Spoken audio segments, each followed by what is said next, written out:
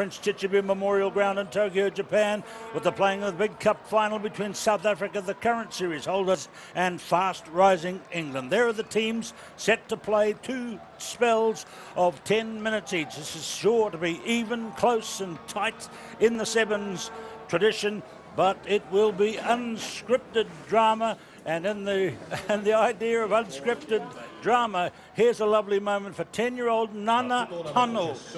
And she runs up the ball to be kicked off for this evening's final here in Tokyo. We've had some wonderful rugby. Congratulations, Nana Hano. And there are the 2 teams for the finals. It's pretty cool. They know the national anthems will be played before the final, so they're togged up appropriately to stay warm. And there goes little Nano on back inside from her little task, a day she won't forget in a long time. And there's the referee, Richard Kelly, coming out from New Zealand. There's Kyle Brown, the captain of South Africa. Captain of England will be Tom Mitchell.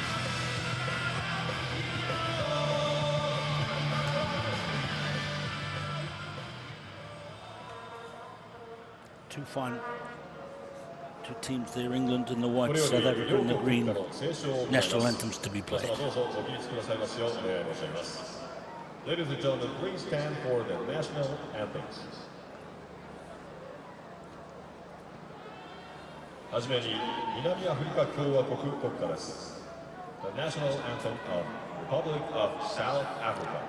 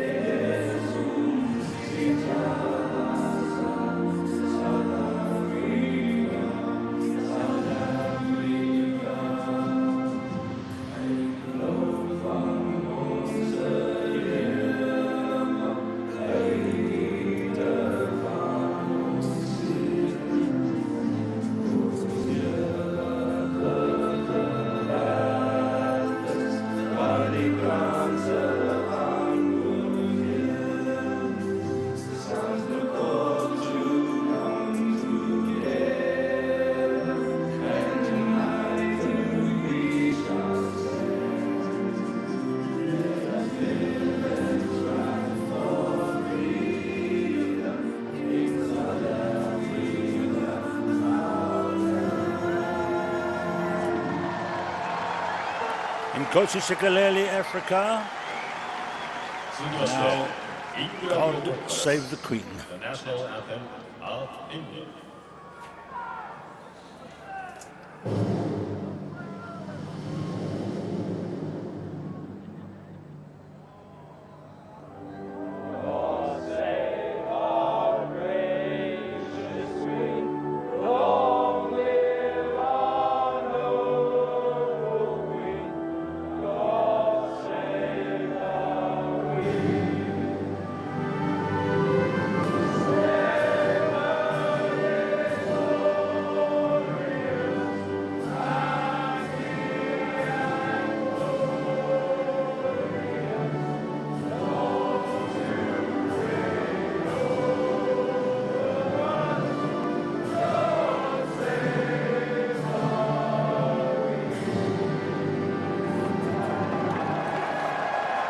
Pretty good efforts on the national anthem from 24 very excited young men before the playing of the Tokyo Sevens final.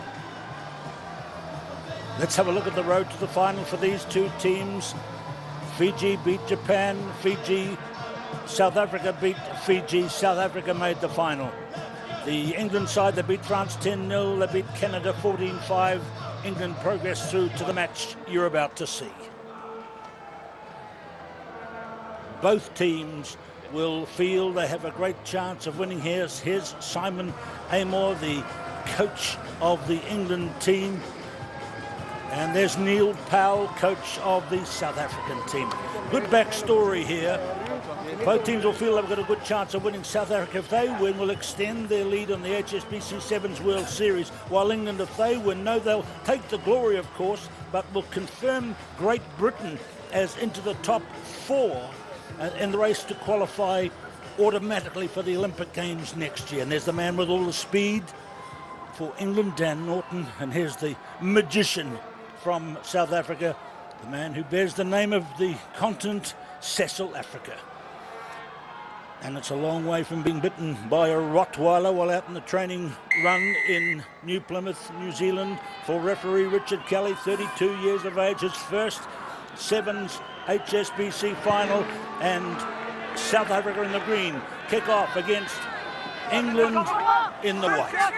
I'm Keith Quinn, and with me is former New Zealander Carl Tanana. And Carl, I guess the question we have to ask you, break it down for us in these games. Where are the finals won or lost? Well, winning finals comes down to making the right decisions in the big moments under fatigue, Keith. Everyone's tired and sore, but you have to push through with a clear mind and execute. So that's what they'll be trying to do. There's the first blast from referee Kelly. Remember, it's 10 minutes each way, 10 minutes of madness, the half-time break, and then 10 more minutes of madness till they hand out the cup at the end of the match. Tom Mitchell to kick for the far side. What's so intriguing about this final, Keith, is these teams basically mirror each other, got very strong forward packs, very abrasive with some very quick outside backs. I can't wait for this one. It's going to be an arm wrestle all night long. Of course, if England win, they open up a gap from Australia, who were in 4th place up until this tournament started. And England, if they win, could uncurl a really big lead. Even if they lose, they'll increase their lead over Australia. So let's see as the ball goes wide for the first time. Number 2 for England. That's a Charlie Hayter. And there's Justin Hiddelt for South Africa. The home fans of these two teams will be watching at home mid-morning in both countries. So we say hello to Super Sports South Africa and Sky Sports UK. And there's big Frank Horn. Hiddelt. Siabelo Sinatla. Chased by Burgess. The referee wants to have a look at it. Sinatla thinks he's got it, but there's just a question. He's grounded the ball on or over the line, or a potential knock-on. They are going to have a look at RVR, referee video review. He tried to put the act of scoring here was short, and did he lose it before he actually got over the try line? Siobala Sinatla. And I think he did, Keith. I think he has. This will be the shot. He's short, and it's out. He lost it. That is a cruel blow for South Africa's hopes. And a big early decision for the referee, and they've made it correctly. Like I said, Keith, doing the right things in the big moment. Siobala Sinatla did everything he should have done. It was a nice line. He burst through, he hit the angle, went for the fancy dive, and in the end it cost him. But even to come up a bit of a short of the line in these slightly skiddy conditions was the right thing to do, wasn't it? Because he would have felt he should have slid over. Well, he had time to get dive after the try line. He dove before it, going for the fancy finish. Should have just kept it simple. Fair point, Carlton Arnold. You read out there. I have it. And here is Hayter. There's no hate in Sevens rugby. It's love all the way. I'm loving this defence from South Africa. Hayter actually burst through the hole, and he tried to kick the ball. Tom Mitchell just kicking it forward.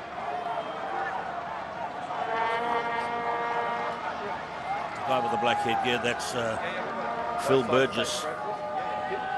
The man with the Titian hair, that's James Rodwell. The other big forward is Alex Gray. And the guy that do their shift in the rock face on the South African side, that's Kyle Brown, number 6. Frank Horn with a curious smile on his face. And Quacker Smith. These are household names in the world of sevens rugby. Every one of them, plus 5 reserves at each side on the bench. It's nervous times for some of these guys. They're making surprising mistakes. That one from South Africa. Well, that's finals football, isn't it, Keith? The pressure on the big stage. You've worked this hard to get here. The saying we used to have, anyone can train under the lights. Not everyone can perform under the lights.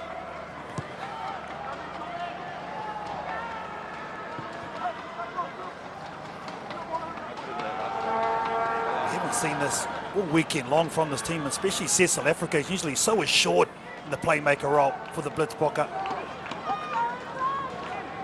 So England have kicked this one up into South African territory. There is South Africa, such a brilliant part of their thinking and plan. They've got to play though with control, but they've got to play with fire in the furnace, both teams. Oh, and there was Hayter trying to get the short arrow pass from Norton. It didn't arrive.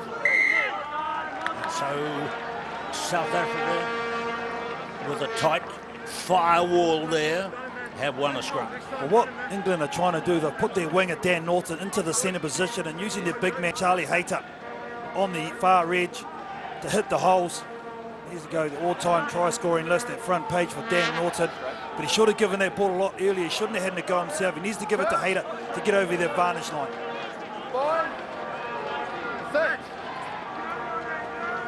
So it's very even, as we expected. And the hits are tough. Advantage being played. The referee's arm extended for advantage to England. They haven't won a tournament on the Sevens tour since they won in Wellington against Kenya in the final in 2013. That's a long time for such an accomplished team as England. Here goes Norton. Sting on the wing. Here is Hayter!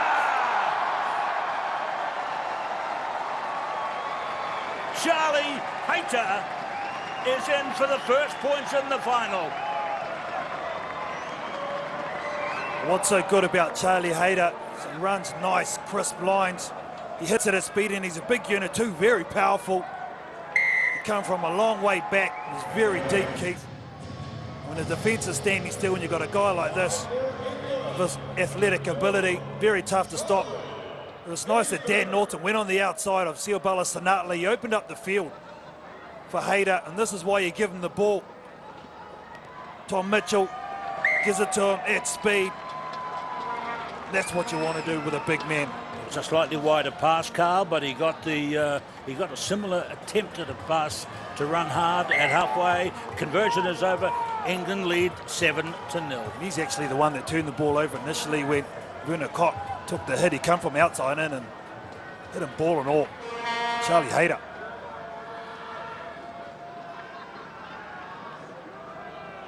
Mitchell restarts. Remember, it's 7 minutes each way, so there's a long way to go even to get to half time in this one. Up goes Rodwell. That's his strength. And in goes Burgess when he scuffles around on the ground, squabbling in the dirt for the ball. But South Africa run it in proudly in attack now with Brown off to Quacker Smith. 22 metres line. Horn. Little chip, goes straight to Hiddle.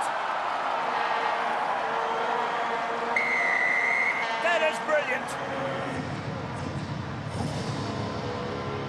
That is instinct, Keith, between the two playmakers, South Africa and Justin Hiddle. He just sees the opportunity. See right there, he had a little peek, didn't he? Little handoff from Justin Hiddle. They'll probably do that after training, and it pays off now in the final.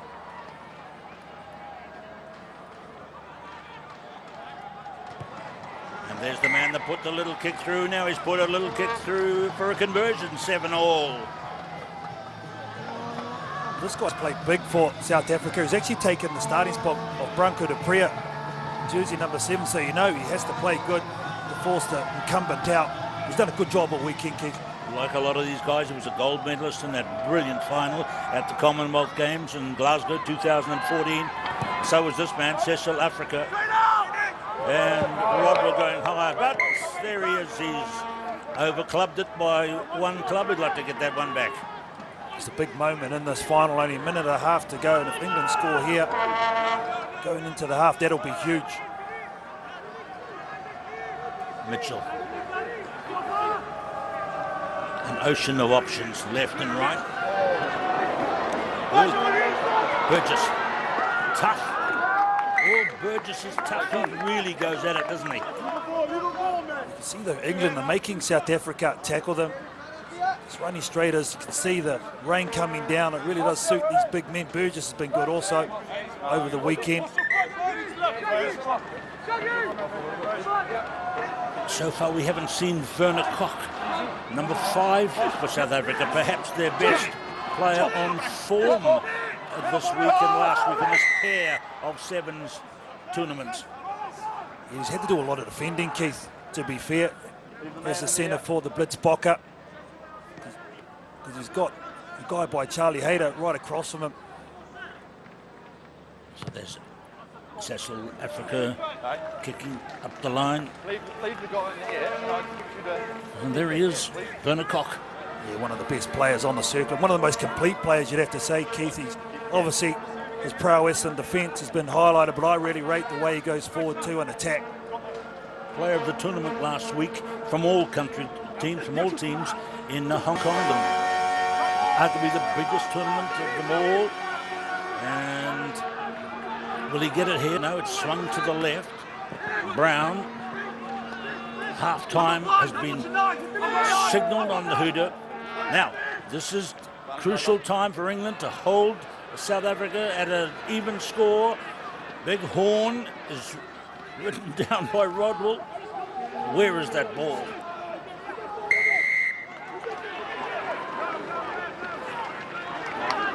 Now, what will England's attitude here be? Will they be happy to take the half-time break and listen to their coach, or will they tap it and run?